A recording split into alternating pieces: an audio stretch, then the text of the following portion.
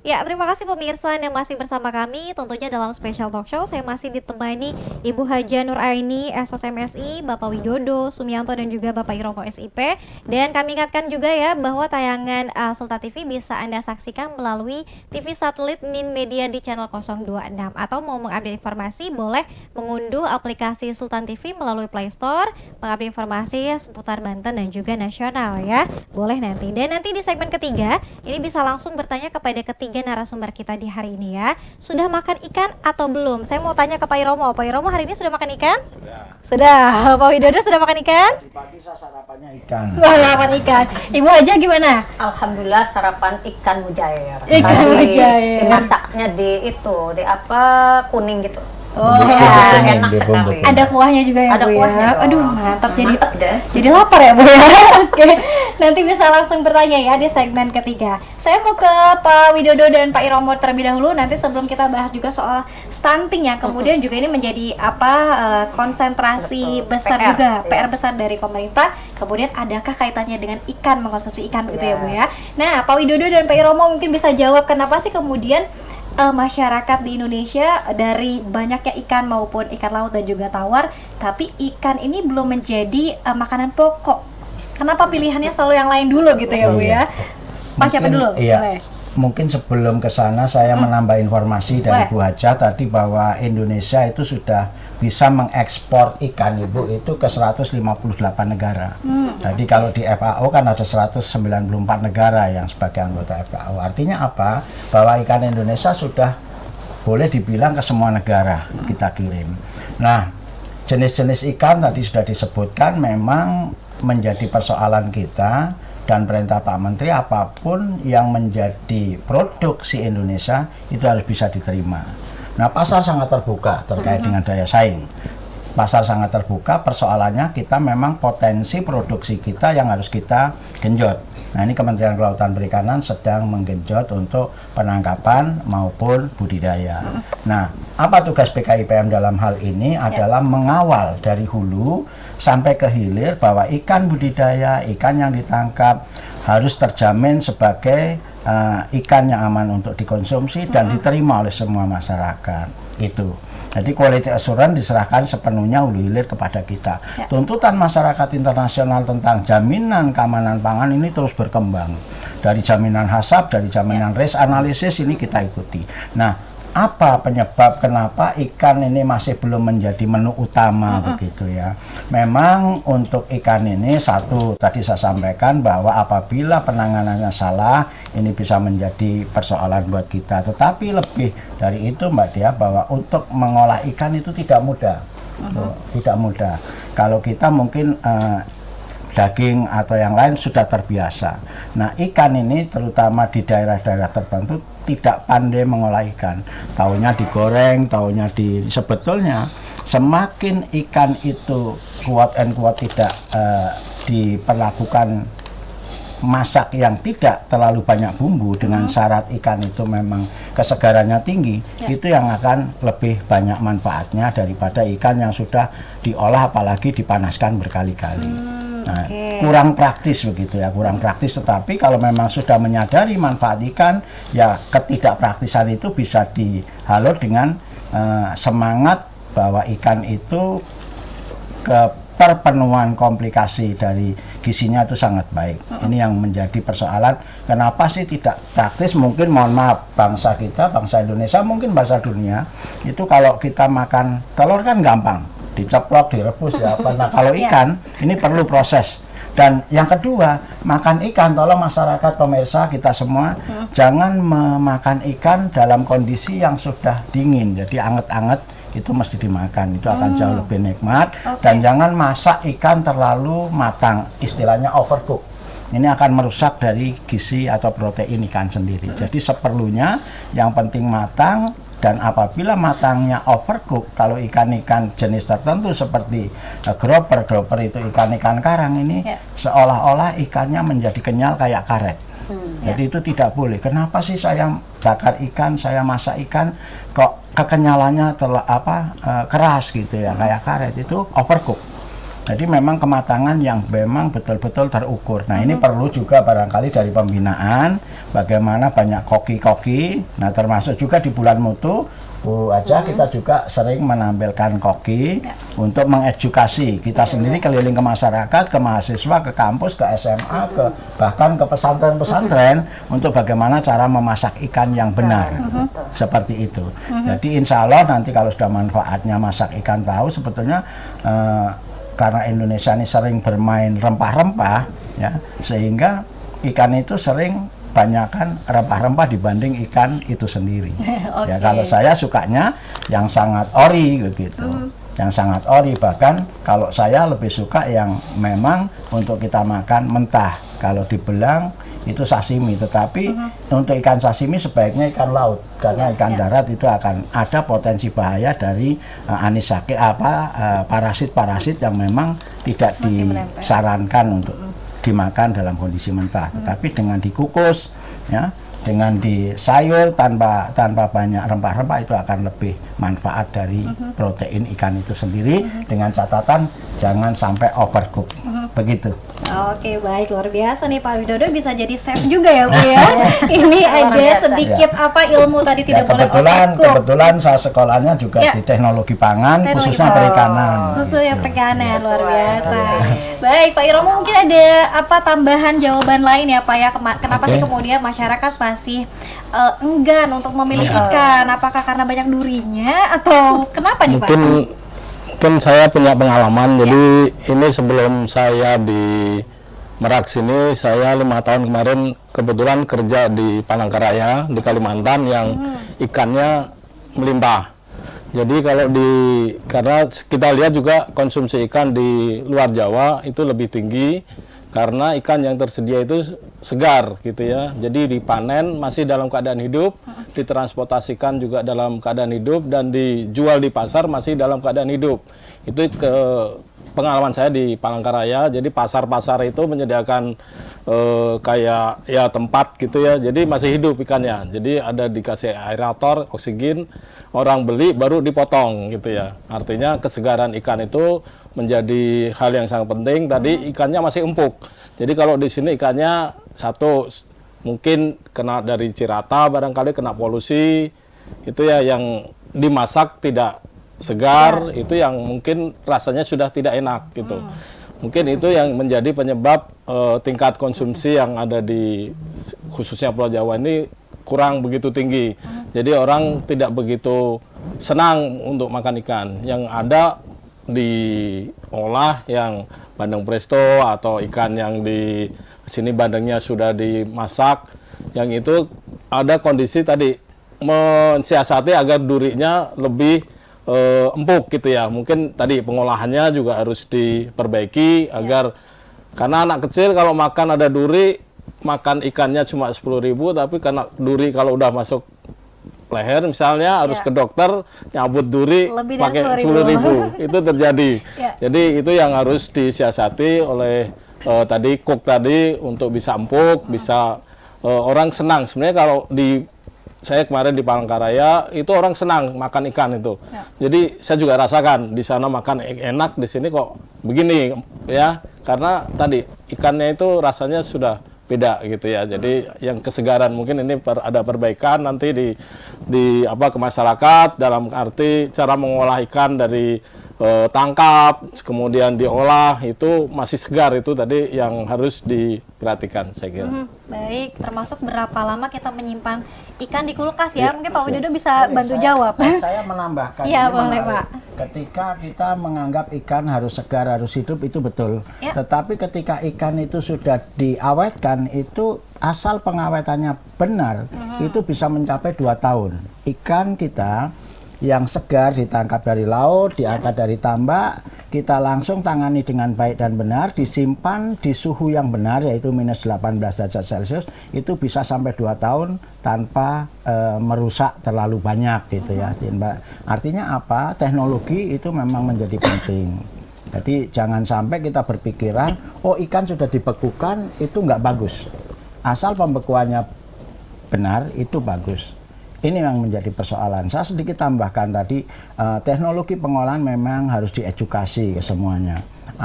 Saya tadi sama Bu Haja keliling disuruh milih ikan bawal, ikan bandeng, mereka semua suka ikan bandeng. Tidak salah mereka, karena ikan bandeng itulah ikan yang paling gurih, paling nikmat. Persoalannya tadi disampaikan Mbak Dea, durinya banyak, tetapi nggak usah khawatir. Teknologi ikan bandeng tanpa duri dengan teknologi pencabutan duri itu juga KKP yang mengedukasi. Ada simpul-simpul duri yang bisa diolah, dicabuti duri, sehingga bandeng yang dipasarkan istilahnya bandeng tanpa duri. Sehingga semua bisa menikmati kenikmatan ikan bandeng yang sangat gurih tanpa berisiko tadi yang Pak Iromo sampaikan, ada potensi resiko ke rumah sakit. Nah, teknologi ini menjadi penting. Begitu Mbak Dea. Oke, pengolahannya harus betul, penyimpanannya juga harus betul ya Bu ya. Oke, saya mau kembali ke Bu Haja. Ibu, tadi kita ada sedikit menyinggung soal stunting. Nah, apakah kemudian ada kaitannya juga nih Bu dengan kemudian kita semangat untuk mengonsumsi ikan dengan mungkin penanganan stunting yang ada di Indonesia yang kita tahu bersama bahwa ini cukup tinggi, terlebih di Kabupaten Serang ya Bu ya, kalau tidak salah stunting juga masih tinggi. Ya, baik. Menarik ya, tadi pembahasan yang udah disampaikan statement dari Pak Widodo, Pak Iromo tadi kaitan dengan kenapa sih ikan untuk saat ini trennya itu bukan menjadi lifestyle-nya atau menjadi menu utama untuk dijadikan konsumsi sebagai menu utama oleh masyarakat kita. Jadi kalau hasil data yang disampaikan khusus Banten ya, kalau konsumsi ikan secara nasional itu sudah terpenuhi di angka 53. Akan tetapi Provinsi Banten sendiri ini menjadi provinsi 10 besar konsumsi ikan nasional terendah. Jadi kita ini masih di angka nilai konsumsi ikan di Provinsi Banten masih di angka 48 kurang lebih. Berarti kan tidak melebihi dari rata-rata nasional. Ini menjadi PR besar kita semua. Itu merata di seluruh kabupaten kota yang ada di provinsi. Yang tentu yang saya herankan ya, dengan potensi laut yang cukup besar, yang cukup luas sekali ya di Provinsi Banten, di sepanjang pantai kita itu kan ada mungkin Selat Sunda, terus juga ada Laut Jawa, belum yang ada di wilayah Banten Selatan. Itu kan potensi kelautan dan perikanannya luar biasa. Nah, mungkin menurut saya nih yang harus digencarkan untuk bisa meningkatkan nilai konsumsi ikan, saya kira produksi dan produktivitas perikanan kita ini harus ditingkatkan melalui dorongan mungkin program anggaran APBD ya, pusat juga kan sudah dorong dalam hal untuk bisa memberikan supporting ke arah sana, dan tinggal bagi-bagi peran dan tugas saja, apa yang bisa diberikan supporting dari pemerintah pusat. Misalkan kita sudah melakukan upaya bagaimana masyarakat ini lebih dilakukan sosialisasi seperti gerakan makan ikan, terus juga hadir karantina juga melakukan sosialisasi, mengedukasi agar masyarakat juga tahu ikan untuk dikonsumsi itu yang seperti apa, yang sehat, yang segar dan lain sebagainya.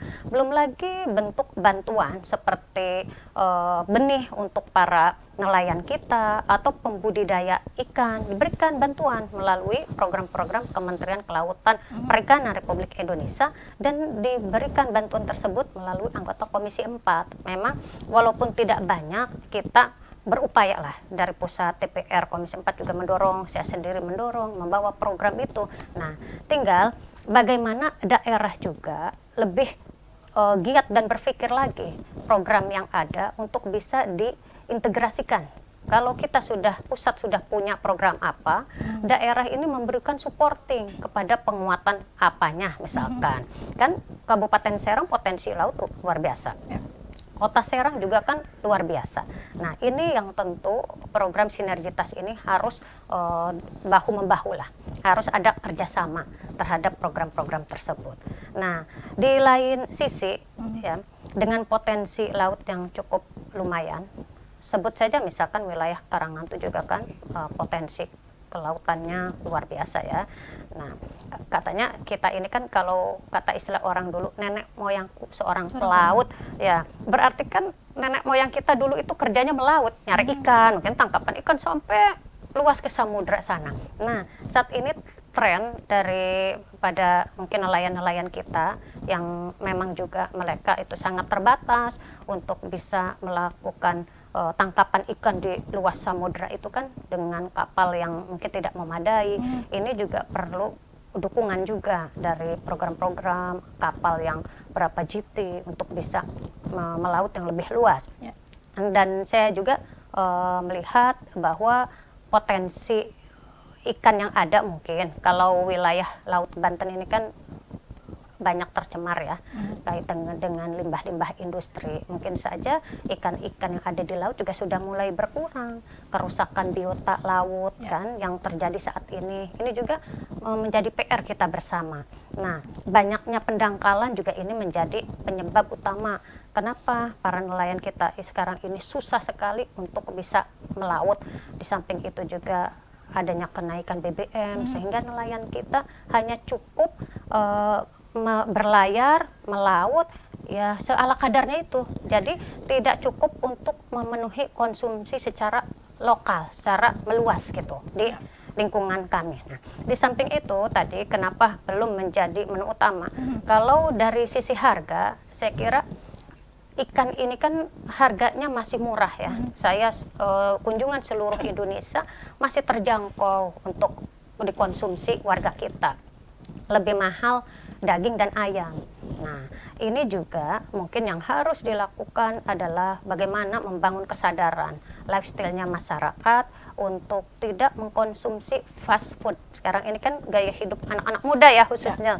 Lebih suka mungkin makan chicken. Nah, mungkin saya setuju dengan Pak Widodo, mungkin saja masyarakat kita ini masih minim pengetahuan kalau kandungan ikan itu proteinnya luar biasa.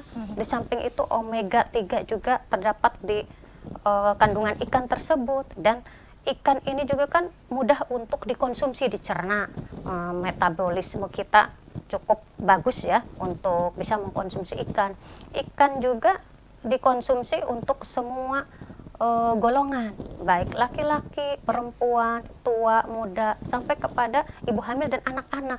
Itulah kenapa ikan itu mudah menyerap tubuh, sehat untuk tubuh kita. Karena kan makan ikan nih yang harus disampaikan kepada masyarakat, Mbak. Makan ikan itu akan membuat badan kita sehat, kuat, cerdas.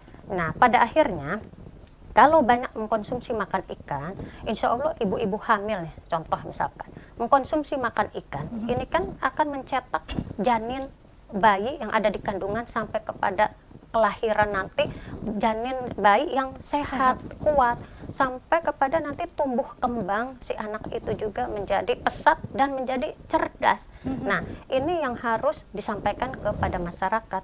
Ya, mudah-mudahan kalau kesadaran semua masyarakat khusus di Banten akan konsumsi ikan segar ini, insya Allah apa yang dicita-citakan pemerintah daerah kita Provinsi Banten menjadi pemerintah dan masyarakatnya menjadi berakhlakul karimah, di samping itu cerdas, memiliki daya saing. Tuh. Oke, ini mengkonsumsi ikan sejak ibu Dari hamil ya. Nah, ya mungkin kan tadi banyaknya stunting. Tadi pembahasannya stunting. Salah satunya juga bisa dipicu kesadaran ibu-ibu hamil kita untuk tidak mengkonsumsi ikan yang mungkin bisa diharapkan lah sesuai konsumsi nilai gizi, protein dan lain sebagainya. Bisa jadi juga di sini mungkin stunting yang ada saat ini adalah adanya kurang pendekatan ataupun pendampingan kepada ibu-ibu dari mulai hamil itu untuk bisa bagaimana melakukan pola asuh, pola mungkin juga pendampingan kepada anak-anaknya, memberikan juga konsumsi ikan. Kan ikan tadi tidak melulu bicaranya ikan itu kan berbau amis, ya kan? Bagaimana si ibu ini yang punya anak kecil-kecil juga bagaimana mengolah ikan supaya tidak amis, bahkan kepada bagaimana ikan ini juga bisa diolah sesuai dengan turunannya. Misalkan mungkin bisa diolah ikan segar menjadi bakso atau menjadi kerupuk ikan. Bisa juga mungkin kalau anak-anak seneng pakai telur campur ikan dan sebagainya. Banyak cara sebetulnya untuk menggiatkan, menggerakkan masyarakat agar lebih sadar melek kalau mengkonsumsi ikan itu akan dampaknya untuk tumbuh kembang generasi ke depan menjadi cerdas kuat. Oke, baik. Ini dikreasikan ikannya namun tidak mengurangi nilai gizinya tadi Ya, ya, Bu, betul. ya. Oke. Nah, nanti di segmen ketiga kita akan membuka live chat tanya jawab ya di kanal YouTube Sultan TV. Ini sudah ada beberapa nih Bu nih yang sudah ingin menyampaikan pertanyaannya, dan nanti apa sih kemudian target yang ingin dicapai pada bulan mutu karantina di tahun 2022. Pemirsa tetap bersama kami dalam special talk show Bulan Mutu Karantina Ikan 2022.